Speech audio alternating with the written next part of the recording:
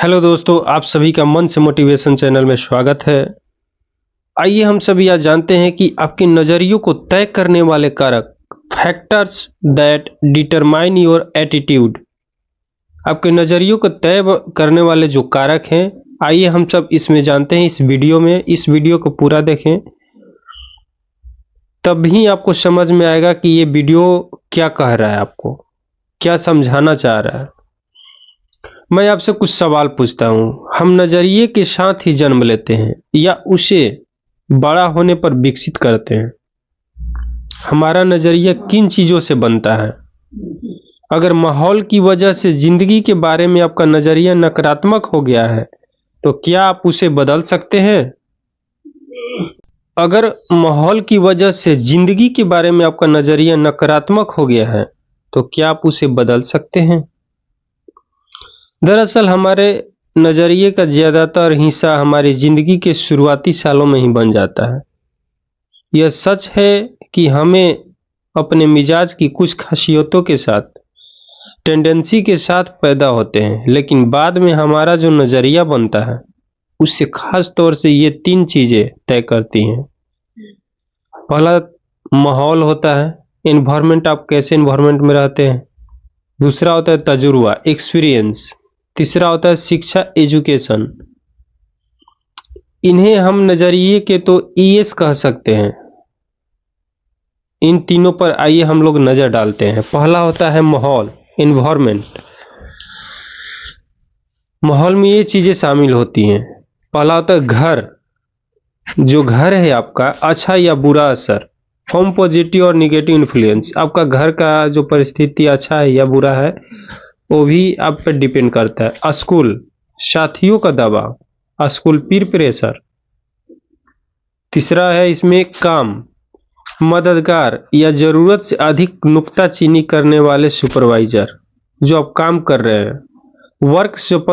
Work supportive और इवर critical supervisor, यानी आप जहां कहीं काम कर रहे हैं उसका वो असर भी डालता है। मीडिया, टेलीविजन, अखबार, पत्रिकाएं, रेडियो, फिल्में।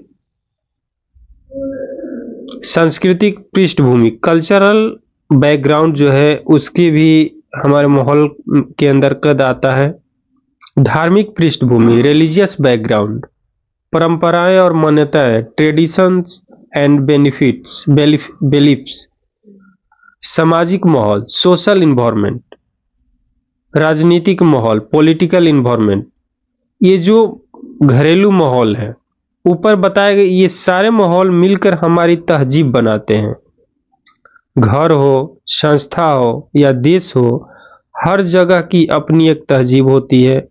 उदाहरण के तौर पर आप एक स्टोर में जाते हैं तो वहां के मैनेजर से लेकर सेल्स क्लर्क तक को विनम्र, मददगार, दोस्ताना और खुशमिजाज से भरा पाते हैं।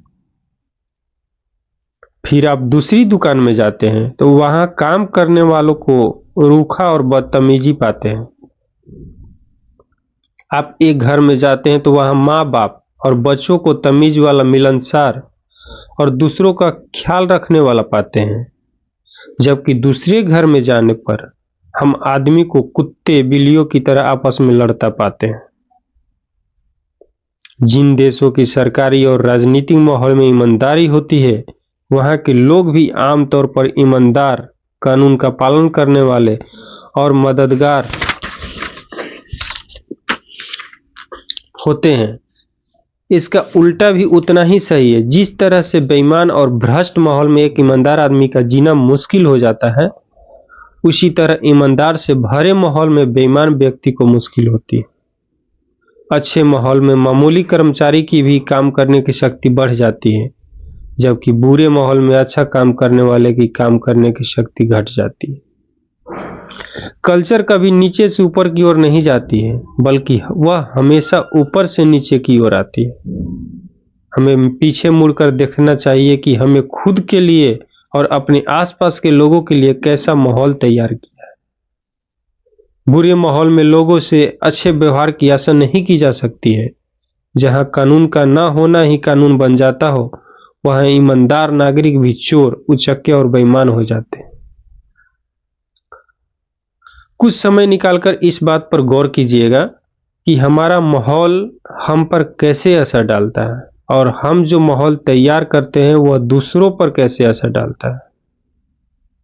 नेक्स्ट पर हम लोग चलते हैं, तजुर्बा, एक्सपीरियंस।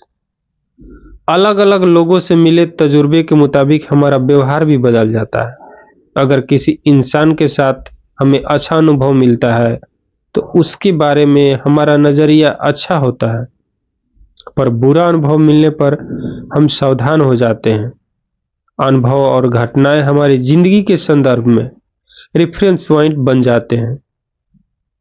हम उनसे नतीजे निकालते हैं जो भविष्य के लिए मार्गदर्शन की भूमिका निभाते हैं।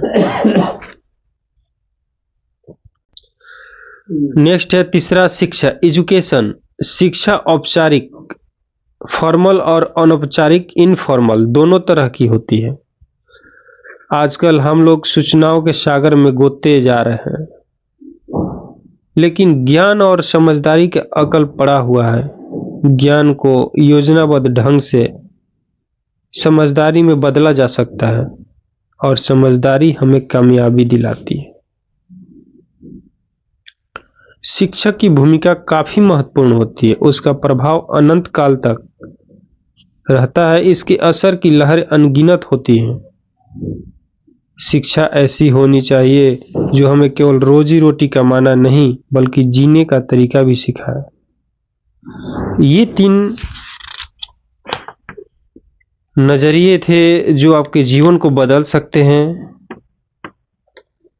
और आपके लक्ष्य को तय करने में मदद मिल सकती है।